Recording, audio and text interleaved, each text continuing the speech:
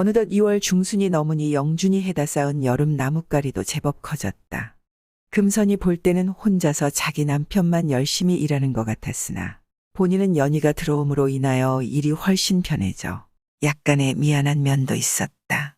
영리는 작년보다 더 열심히 공부에 매달리고 있었는데 그노의 심정은 남이 안 되면 뭐하다는 식인지 몰라도 친구 기련의 아들도 떨어졌는데 하며 위안으로 삼았다. 그러다 보니 영린도 계명도 내후년 가을에 있을 조시를 위해 열심히 공부에 전념하다 보니 영린은 바쁠 때만 농사일을 돕게 되어 집에서 일하는 날만 나가서 일했으니 매일 품앗이를 나가는 영준과는 대비가 되었다. 눈치가 있는 연희로서는 집안일을 게을리 할 수가 없었다. 못자리하고 가래질을 하여 논에 물을 가두기 좋게 만들고 영준은 지게에 쟁기를 얹어 소를 몰고 논으로 향했다.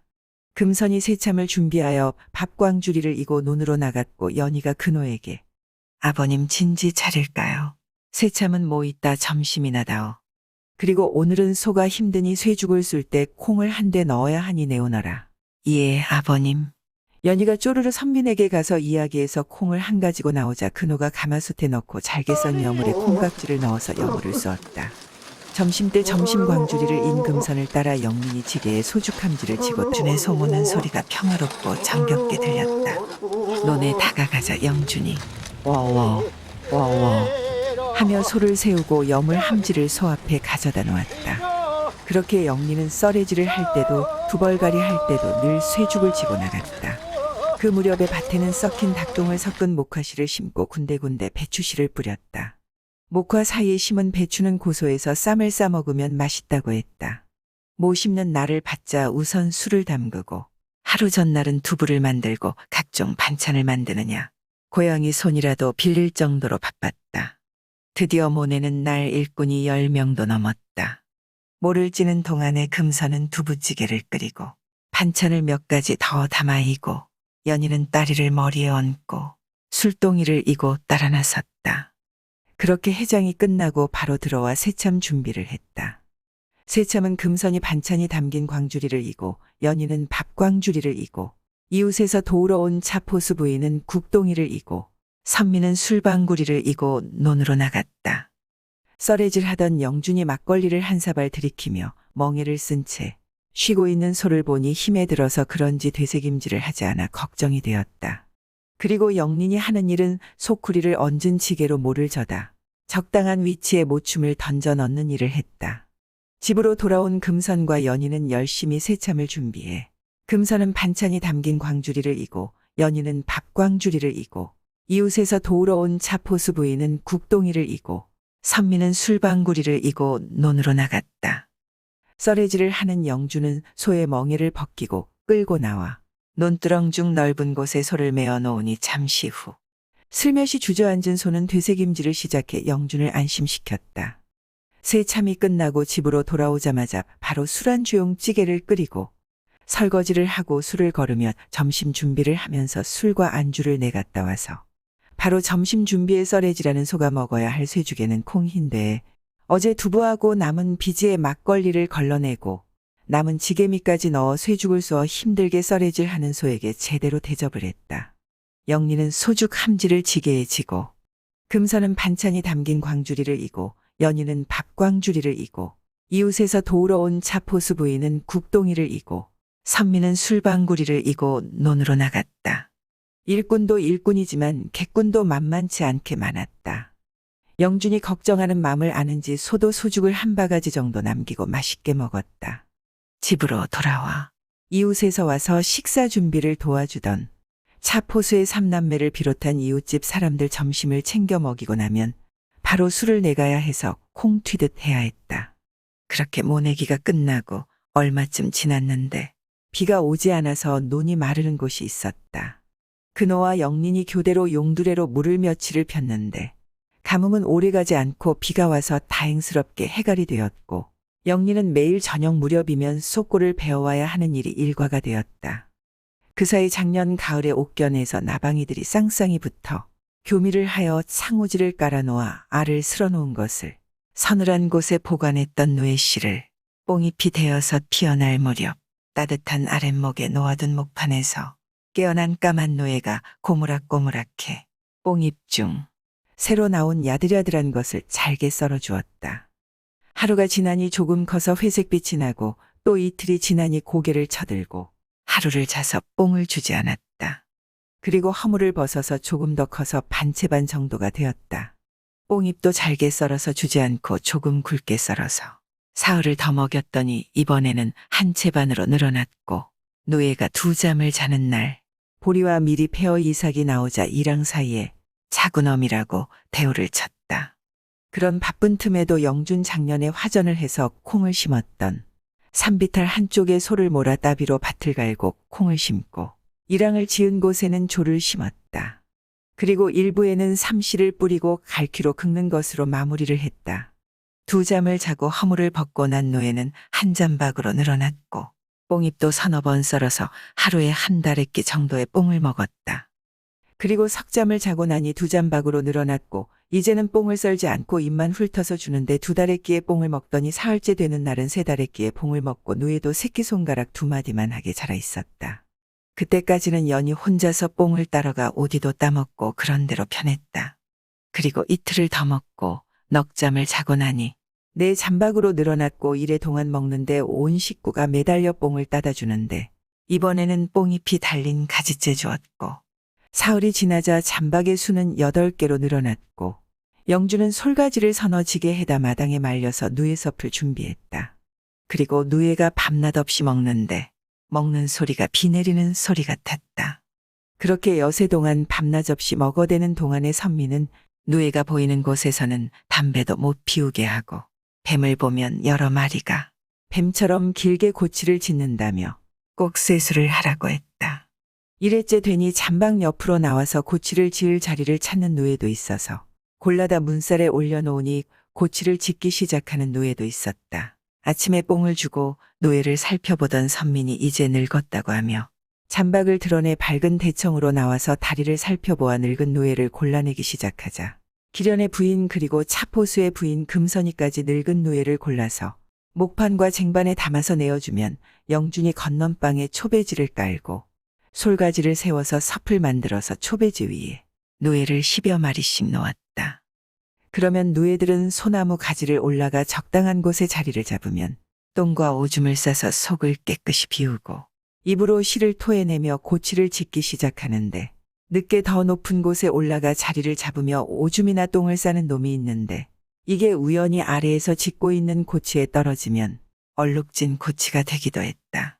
한 방 가득히 섭을 세우고 노예를 올렸는데 한 잠박 가까이 아직 늙지 않은 노예가 남았다. 그 노예는 뽕을 더 먹고 수시로 늙는 대로 골라서 문살에 올렸다. 일찍 늙어도 문살에서 집을 지어야 하고 늦게 늙어도 문살에 집을 지어야 하고 그렇게 3, 4일 만에 다 늙어서 올리고 나면 노예가 일주일이면 고치를 다 짓고 허물을 벗고 번데기가 된다.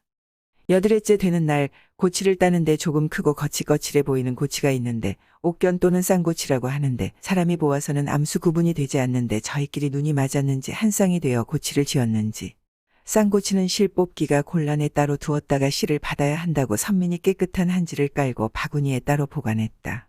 그리고 다음 날부터 밤이 이슥하도록 끓는 물에 고치를 담가서 물레를 돌리고 자세를 이용해 실을 올려서 켜고 명주 실타래를 만드는데 제일 신나는 게 치영이로 번데기가 나오기가 무섭게 번데기를 건져놓은 대접의 손이 같다. 누이시 할 것을 빼고 남은 쌍고치와 실이 잘 안 풀리는 족자리 고치는 잘라서 풀솜을 만들기 위해 따로 모아두었다. 고치는 빨리 실을 켜야 하는 게 번데기의 알이 형성되고 열 이틀이 지나면 번데기가 나방이 되어 구멍을 뚫고 나올 염려가 있어 이를 서둘러야 했다. 열흘이 지나자 고치의 열을 가해 안에 있던 번데기를 죽였다. 열 이틀이 지나자 따로 놔두었던 시고치에선 나방 한 쌍씩 나와서 교미를 하고 깔아놓은 한지의 알을 쓸었는데 가을 누이시로서 선선한 곳에 잘 보관했다.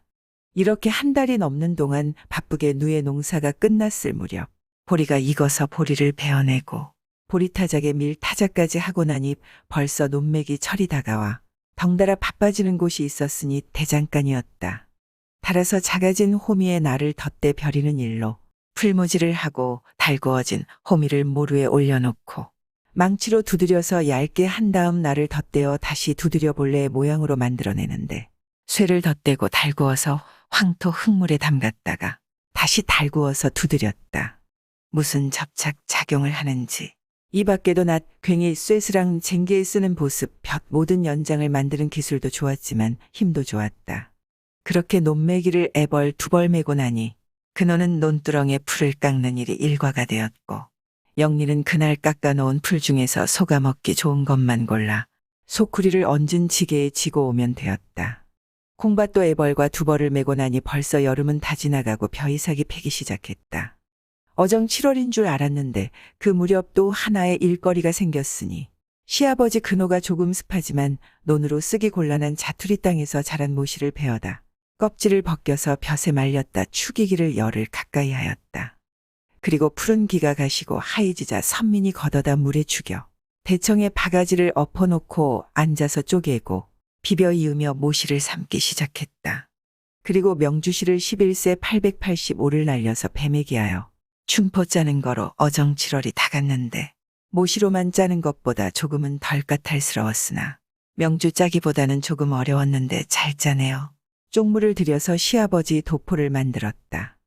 그러는 틈에 하루는 선민이 밀을 빻아서 채로 치고 남은 밀기울을 가지고 반죽을 지어 밑빠진 쳇바퀴에다 삼배 보자기를 깔고 그 위에 뒷간 옆에 삼시를 받으려고 심어놓은 큰 삼잎을 깔고 밀기울 반죽을 넣고 보자기를 감싸 덮고 발로 꼭꼭 밟아 10개가 넘는 누룩을 만들어 약간 서늘한 윗방 한쪽에 쑥을 베어다 깔고 그 위에 쑥을 또 덮어놓고 기다리니 마르면서 뽀얀 곰팡이가 피어나는데 건조한 곳에 보관에 필요할 때마다 꺼내어 빻아 술을 담글 때 썼다. 이번에는 동네 사람들이 모여 작년 초겨울에 썼던 닭구터에 모여서 돌을 걷어내고 삼굿을 했다. 닭굿과 다른 것은 여름에 해야 해서 무척 덥고 삼을 베어 나무로 깎아 만든 삼칼로 삼잎을 쳐내는 과정이 달랐다. 삼은 5단이나 되었다. 그날 밤은 온 동네가 마당에 관솔불을 밝히고 삼을 벗겨서 빨랫줄에 걸어서 말렸다. 그리고 며칠이 지나서 시간이 나는 대로 얼레빗으로 째서 말려서 삶는데 칼로 다듬고 손톱으로 끝을 쪼개고 바가지나 무릎에 올려놓고 비벼가면서 실을 이어가면서 삶아서 물레에 자아서 실톳을 만들어 돌곁에 올려 콩짚을 떼서 만든 잿물에 삶고 맑은 물에 계속해서 삶때가 빠질 때까지 씻어 이것을 다시 돌곁에서 내려 실을 사렸다가 꾸리를 지어서 두었고 삼을 벗겨낸 조략은 묶어 두었다. 정월 대보름 달맞이 때 쓰려고 뒷간 시렁에 올려놓았다. 그 무렵 누에 씨가 깨어나고 또 한바탕 누에를 치느냐 한 달이 넘게 고생을 하고 나니 바로 명주시를 자아야 해서 물레를 돌려서 명주 꾸리를 만드는데 번데기가 그렇게 맛있어 밥보다 더 많이 먹었다.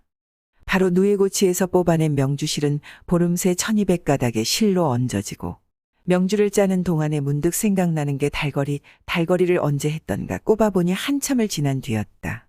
그리고 들판에서 아이들의 새 쫓는 소리가 들리고 얼마 지나지 않아서 추석이 다가오고 추석 음식을 만드느냐 정신없이 보냈는데도 소식이 없어 그제야. 달거리가 보름 이상 없으면 아이가 들어선 것이니 몸조심하라고 하던 엄마 말이 떠올랐다. 그러고 보니 요즘 너무 잘 먹는다 했는데 오늘 소당질을 하는데 속이 메슥거려서 구역질하니 금선이 여보게 자네 이리 오게 내가 할게. 동서 아무래도 언제부터야. 잘은 모르겠는데요. 지난달 달거리가 없었어요. 아이고 얘기네. 아기야. 이야기를 전해 들은 선민도 기뻐하였다. 그렇게 추석이 지나고 명주 한 피를 짜는데 보름이나 걸렸고 가을거지가 시작되어 두 번째 도투마리를 올리고는 한동안 조금 짬이 나는 동안에만 배틀에 앉을 수 있었으나 이마저 가을거지가 시작돼 배틀에 올라갈 새가 없었다. 벼를 베어서 논에 깔아서 말리고 물이 있는 고래실로는 볕단을 밖으로 내다가 세워서 말리거나 볕단을 나무에 매달아 말렸다. 그리고 모두 마당으로 옮겨 쌓아야 하는데 이때는 영린도 며칠 동안 볕단을 지게로 전할랐다. 새벽부터 아침 준비를 해서 먼동이 트기 전에 아침을 마친 일꾼들은 나무 2개를 묶어서 앉혀놓은 절구통에 볕단을 태짜리개로 2바퀴를 감아 쌀이 껍질과 삼껍질을 새끼를 꼬아 3번 겹들여 양끝은 손에 쥐기 쉽도록 머리처럼 따은 태질 개상질을 시작했다. 태질에서 뒤로 돌려놓은 볏짚을 정리하면서 덜 털린 것은 세워놓은 그네 새로 빗살처럼 촘촘히 만든 로 다시 훑었다. 볏짚에 밑 부분의 곁대기를 발로 밟고 훑어내고 짚은 묶어서 새끼를 꼬거나 지붕을 이을 때 쓰고 나머지는 소의 여물로 쓰고 곁대기는 따로 묶어서 쌓아놓았다가 소가 깔고 누워 자는 데 쓴다. 여느 농사일보다 타작은 풍요로워 그런지 이웃 사람들이 모두 모여서 음식을 만들고 어른 아이 할 것 없이 모두 챙겨 먹였으나 그날따라 연희는 입덧이 심해서 음식을 얼마 먹지 못했다. 참은 10시에 그리고 틈틈이 술이 나갔고 점심은 12시에 그리고 저녁참이 끝날 무렵 타작은 끝났고 대여섯 명이 키를 들고 삥 둘러서서 넉가래로 벼를 퍼넘길 적마다 붙여서 쭉정이나 답세기를 날려보냈다. 그렇게 벼를 2번을 뒤집고 나서 10섬들이 부경에 넣고 나머지 벼는 섬에다 담아서 5섬을 묶어냈다. 22전에 벼 한 섬을 지고 일어나면 장사라고 했다. 온종일 일하고 벼 한 섬씩 져서 나르려니 보통 힘든 게 아니었다. 더구나 대문 문지방을 넘고 나면 다리가 후들거렸다. 그렇게 매일 일을 나가는 영주는 대단했다.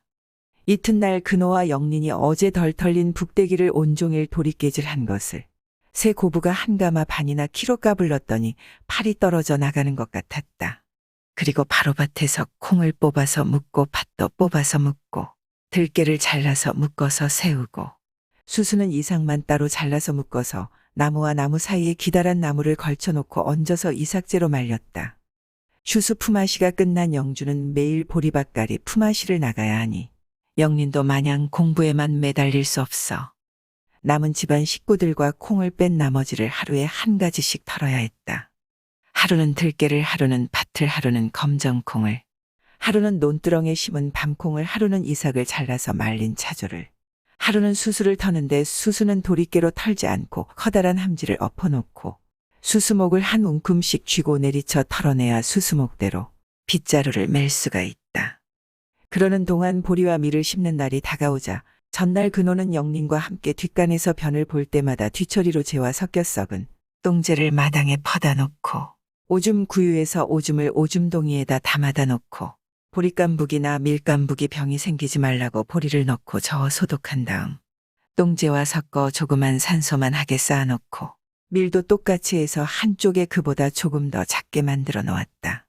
보리를 심는 날 소 2마리가 결의로 밭을 가는데 소 끄는 사람, 쟁기질하는 사람, 보리씨가 섞인 재를 삼태기에 담아다 뿌리는 사람, 그리고 괭이로 씨를 묻는 사람이 2사람, 재를 지게에 소쿠리를 얹어서 밭에까지 전하르는 일은 영린이 하였다.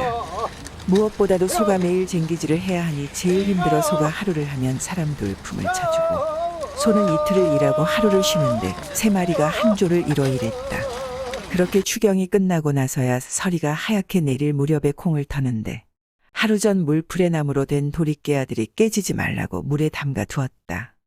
그리고 콩알이 멀리 달아나지 말라고 마당 옆에는 삥 둘러서 집단을 눕혀놓고 삼부자가 도리깨질하고 쉬는 틈에 다 털린 콩짚을 걷어서 묶어내고 콩깍지는 쌀이비로 쓸어서 수수깡으로 만든 여물관에 넣고 콩을 한쪽에 모아놓고 다시 콩단을 마당에 펴고 도리깨질을 4-5번 하고 나니 저녁 무렵이 되었고 수북이 모아놓은 콩을 마침 불어오는 가을바람에 멍석을 깔고 쌀이비를 멍석 끝에 고이고 키에 콩을 담아 흔들면서 뿌려서 건불이 날아가게 하였다. 그마저도 해가 지니 바람이 자서 선민 금선 연희는 밤늦도록 까불렀지만 못다 까불러서 다음날 한나절을 더 까불러야 해서 혼몸도 아닌 연희는 무척이나 힘이 들었다. 그리고 이 늦가을에 나오지도 않는 복숭아가 먹고 싶었다. 그리고 며칠이 지나서 기름을 짜는데 기름틀은 사다리 모양을 한 기둥을 세운 머리꼴의 아랫세짱 위에 팔자 모양으로 벌어진 두툼한 나무 윗부분을 깎아서 만든 홉사 사람이 다리를 벌리고 누워있는 모양의 가랑이 사이로 기름이 흐르기 좋게 홈을 파놓아서 그 밑에 그릇을 놓고 기름을 받게 되어 있어 그 위에 물에 잘 씻은 들깨를 멍석에 펴서 말려 가마솥에 넣고 나무 주걱으로 저으면서 살짝 볶아서 절구에 찧어 삼배 보자기에 싸 시루에 넣고 약간 쪄서 보자기째 들고 와 떡판을 올려놓고 그 위에 석가래보다 실하고 굵은 나무 2개의 윗세짱을 끼우고 맷돌 2개를 올려놓으니 가랑이 사이로 기름이 흘러서 커다란 놋 양푼에 떨어지기 시작하자 영준이 돌 2개를 더 얹었다. 그 사이 이남박 가득히 밥과 김치 고추장에 들기름을 넣고 비벼 한 대접씩 담아 상을 차려내고 두 동서는 이남박에 남은 밥을 마주 앉아 맛있게 먹었다. 그러는 사이 다시 한 말은 그냥 찧어서 시루에 앉히고 쪄내는 동안에 기름틀에는 노량푼의 기름 줄기가 가늘어지더니 한 방울 두 방울 떨어지는 속도가 느려져 기름을 병에 옮겨 부으면서 보니 올해는 날릴기가 좋아 들깨가 잘 여물어 한데 두 홉이 조금 넘게 나왔다. 다시 쪄낸 들깨를 기름틀에 앉혀서 짜내고 나니 날이 저물었다. 이튿날 등잔불을 밝히기 위해 아주까리와 쪽동백을 서너 말 짜서 7대가 거의 다 되게 나왔고 지난 초가을 금선이 틈틈이 산을 오르내리며 따온 산초 한 마리 조금 못 되는 것을 절구에 찧어서 시루에 쪄서 짰는데 여기서도 한 대 가웃이 조금 못 되게 나왔고 동백도 여기선 생강나무 열매 서너 대 절구에 찧어서 짰는데 반사발이 조금 넘게 나왔다. 그노는 사랑에서 새끼를 꼬았고 영주는 마당에서 이영을 엮으면서 지붕을 이을 준비를 하는데 어떤 날은 달빛 아래 밤늦도록 이영을 엮기도 했다. 남정네들은 그동안 준비해온 이영이 준비되어 가자 날마다 품앗이하러 다니던 영준이 용마루 이영이 준비가 덜 되어 조바심이 난 것을 눈치챈 그노가 낮에 시간을 내어 엮어 주어 날 받은 날에 겨우 다 엮어내었다.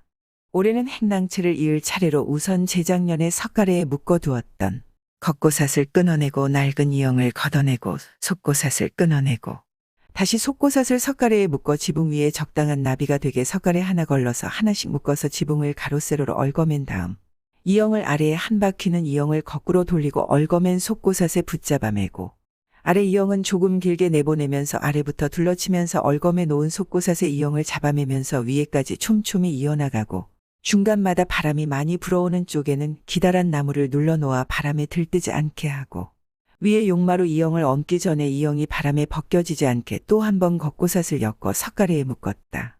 그리고 용마루 이영은 양쪽 끝에 있는 쐐기 줄을 당겨 석가래에 묶고 처마 밑은 돌아가면서 예쁘게 낫으로 잘라내었다. 건너방과 안방은 치영이 돌아다니며 손가락에 침을 묻혀서 구멍을 내어서 많이 뚫어져 있던 걸 햇살이 따뜻한 날 하루를 잡아 풀을 쏘어 모든 방문에 창호지를 뜯어내고 문풍지가 되게끔 크게 잘라서 붙이고 손잡이 부분은 국화 꽃잎과 잎으로 예쁘게 늘어놓고 창호지를 가로세로 한 뼘 정도 되게 오려서 붙였다. 이번엔 삼배, 배날기와 배매기를 해 5세 사백가락을 올려서 틈틈이 삼배를 짰다. 그리고 보니 어느덧 시집 온 지 1년이 지나가고 있었다. 그렇게 겨울 준비가 되어가고 연희는 배틀에 앉아서 배를 짜고 선미는 씨알을 돌려서 목화씨를 빼고 금선은 물레를 돌려서 무명씨를 잡는 게 일과가 되었다. 그의 섣달에는 옷을 짓는데 치영이 조금 자라서 새로 연희가 지어주었다. 금선이가 한마디 했다. 우리 치영이 작은 엄마 덕에 호사하네. 그리고 설날이 지나고 선미는 한숨을 내쉬며 올해도 못 오나 하긴 어린 영혼을 100여리가 넘는 길을 데리고 올 수 있겠는가 하며 위안을 삼았다. 하긴 선미는 영훈이 생각만 했지 금선은 친정을 잊고 산 지가 얼마인지 연희의 생각도 같았지만 감히 입도 번긋하지를 못했다. 초다센 날밤 술시 무렵 기호가 영훈이를 데리고 왔다. 영훈이 엄마를 부르며 선민의 품으로 파고들었다. 기호가 그노에게 인사를 올리면서 설을 쇠러 탑거리에 다녀왔다고 했다. 그래 어머니는 강령하시고 예 아주 정정하십니다. 형님 내외부는 형님이 몸이 조금 안 좋은 모양입니다. 그래 걱정이로구나. 하긴 올해 56 되셨으니 바로 영훈이가 그노에게 세배하면서 아버지 세배 받으셔요. 하다가 기호 눈치를 보면서 큰아버지 세배 받으세요. 하면서 세배를 했다. 선민에게도 큰어머니 세배 받으세요. 하면서 세배를 했다. 그래 엄마 말 잘 듣고 복 많이 받고 건강해라. 그리고 차례로 영준 부부와 영린의 부부가 기호에게 세배했고 영훈이도 영준 내외와 영린 내외에게 세배했다. 바로 저녁을 먹으며 영훈이가 올해 11살이구나.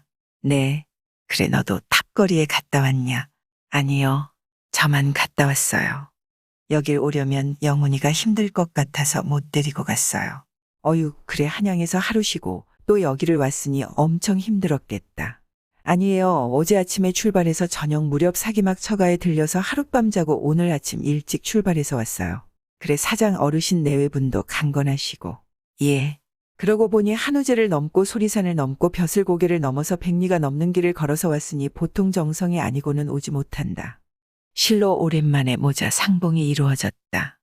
선미는 영훈을 옆에 누이고 꼭 끌어안으며 엄마 보고 싶었지. 영훈이 조그만 목소리로 응. 하면서 선민의 가슴에 파고들었다. 이튿날 아침을 먹기가 무섭게 영훈이는 밖으로 나가서 노느냐 정신이 없었다. 1년 넘게 있다가 와보는 고향이라서 꽤 좋은 모양이다.